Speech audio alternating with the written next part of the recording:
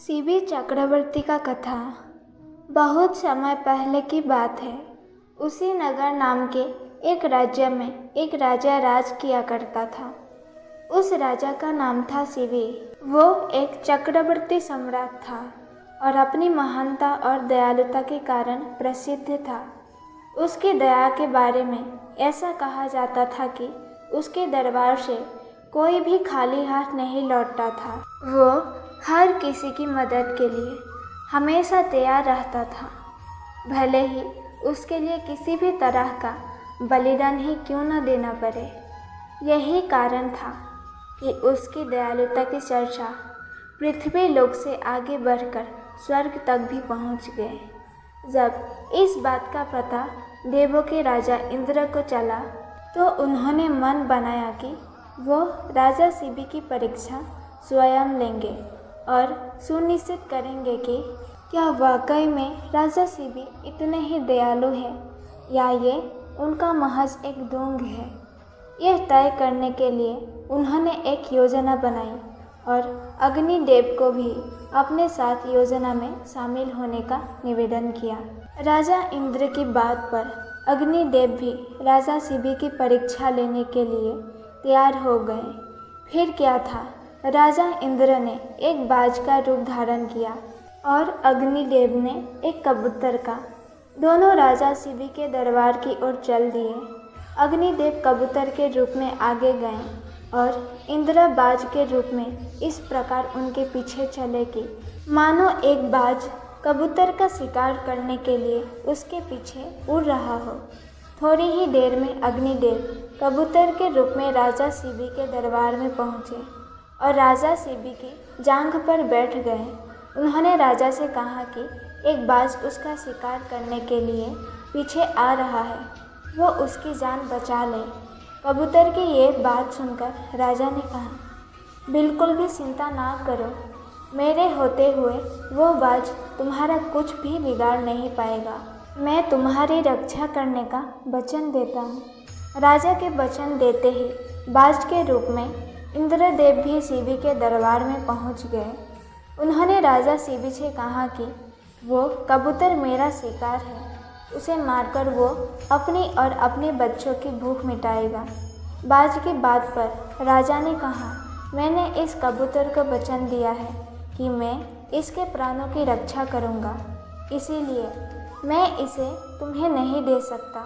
राजा की ये बात सुनकर बाज बोला, अगर आप इसे मुझे नहीं देंगे तो मैं और मेरे बच्चे भोजन के अभाव में भूखे रह जाएंगे, इसीलिए इसे तो आपको देना ही होगा। बाज की ये बात सुन राजा सीबी थोड़ी देर सोच में पड़ गए और कुछ विचार करने लगे। कुछ देर विचार करने के बाद राजा सीबी ने बाज से कहा, अगर मैं तुम्हें इस कबूतर के वजन के बराबर मांस दे दूं तो तुम्हारी और तुम्हारे बच्चों की भूख मिट जाएगी।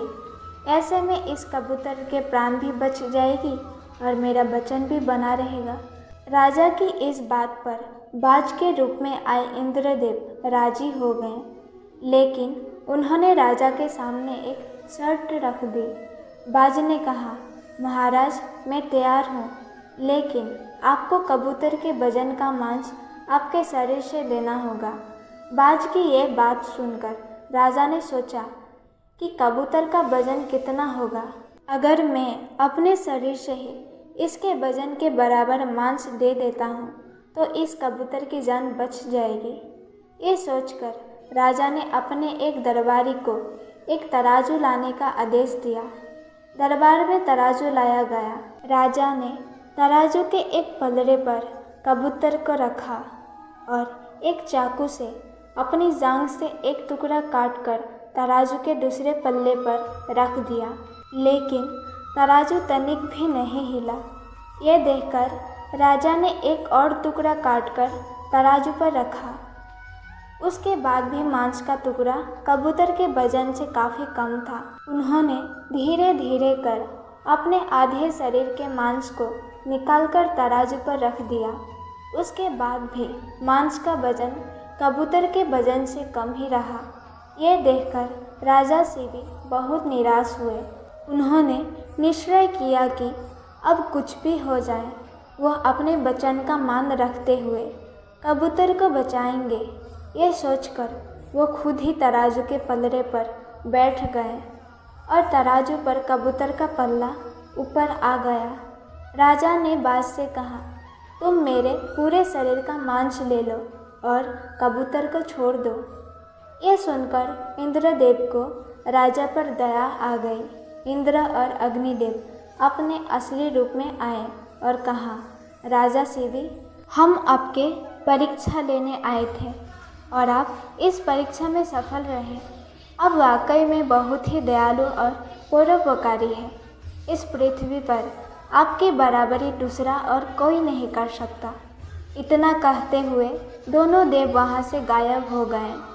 शिवी चक्रवर्ती की कहानी से हमें ये सीख मिलती है कि इंसान को किसी भी हाल में दया और परोपकार का साथ नहीं छोड़ना चाहिए, क्योंकि जिसमें दया और परोपकार वास करता है, भगवान भी सदैव उसकी मदद के लिए तैयार रहते हैं। दोस्तों, अगर आप लोगों को शिवी चक्रवर्ती का ये कथा जानकर अच्छा लगा तो हमें कमेंट करके ज़रूर बताएं और साथ ही में वीडियो को लाइक करें। चैनल को सब्सक्राइब करना ना भूलें। धन्यवाद।